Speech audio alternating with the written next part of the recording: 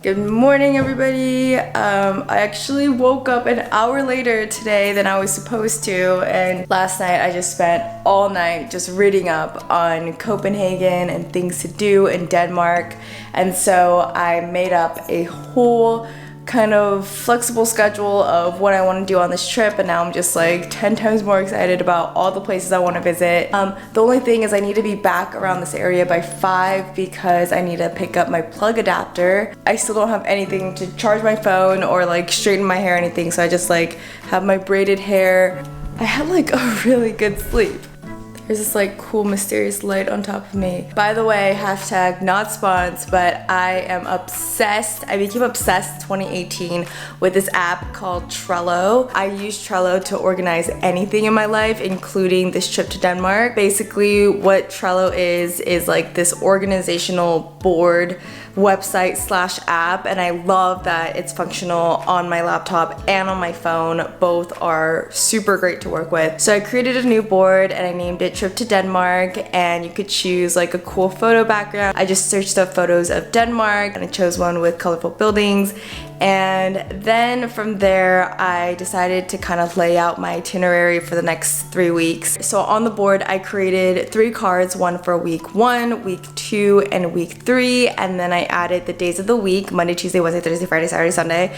And then from there I kind of named each day just like a general idea of places I want to explore. Then when I click on the card, I kind of have a rundown of what I want to do in that area. So I'll separate it from like morning, noon, evening. Honestly, I didn't plan on getting so specific, but I bought these 2 books, so it kind of pretty much laid out the top sites in Copenhagen, and it didn't take too much work required of me. So I also made a card of places I want to visit here, foods to eat and try, and from there I just kind of dragged those things into my weekly itineraries, and if not, I could just always move it around. It's not too big of a deal. I also created a bucket list. One was to take a pottery lesson, and I found out that those are like 6-week courses and I can't, so I just want to visit a pottery studio. I want to overcome my fear of riding a bike. I want to learn some Danish. I want to bake some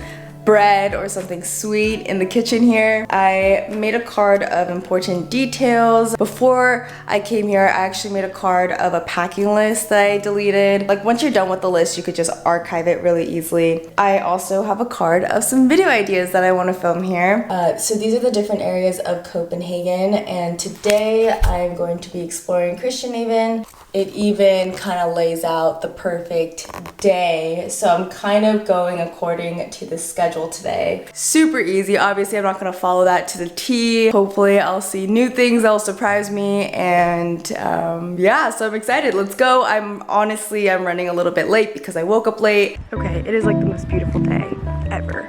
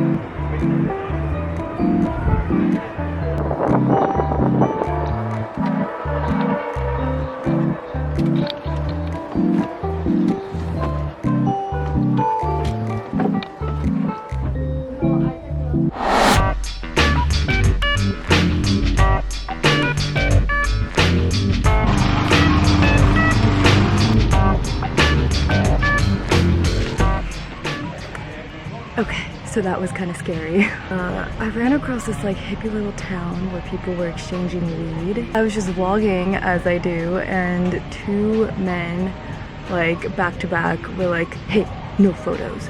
It was like really scary. Anyway, I came to this like really well-known organic vegetarian place here in Copenhagen. Apparently a very affordable, healthy option to eat here. So I thought, okay, I'm gonna try it out. I wanna have a healthy, hearty meal because I didn't eat anything all day. And walking up those stairs, you guys, that was a climb. The view was incredible, and yeah, it was so worth it. There was no line to get in, but right when I was walking out, there was like a long line to get in. So I got lucky. Sometimes I do, sometimes I don't. Anyway, I came here right when they opened, which is at 12. It's 12:13, they're still getting prepared. So this place is really hippie. It's a little bit different, very eclectic little area of Copenhagen. But yeah, I'm excited to explore all parts of Copenhagen.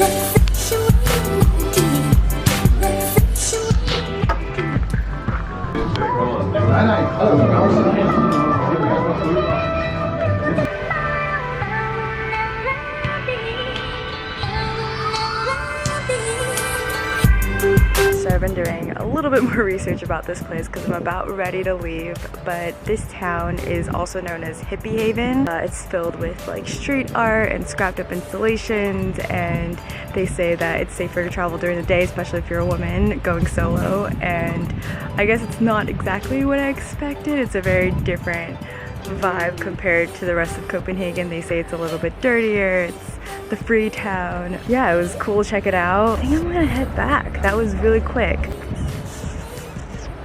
There's a guy just napping on the grass there. People smoking weed, drinking juice boxes.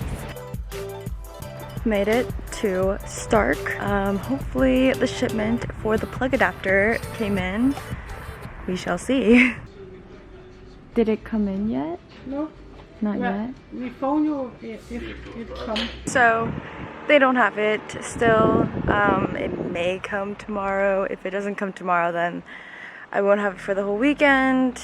I really wanted to edit tonight, and I can't because I can't charge my computer. I am now back. I poked holes into my stockings.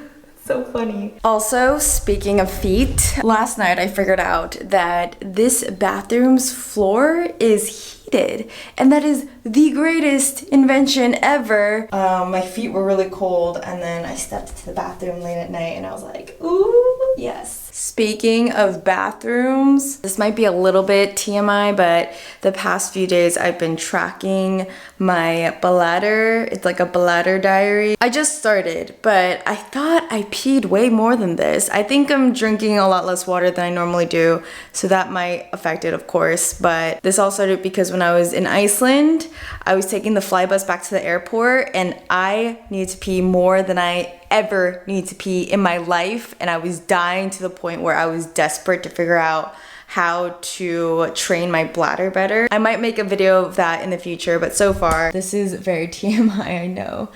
But, and then I pooped once yesterday. I didn't poop at all today. This is not normal. Anyway, I just had a roller coaster of emotions that happened. It was like a roller coaster because I was like really happy. So basically, I couldn't pick up the plug adapter. I had to pick it up tomorrow. And my biggest worry was that I wouldn't be able to charge my camera. And then I was like, you know what? I could just use my USB camera battery charger, which will charge one of my batteries.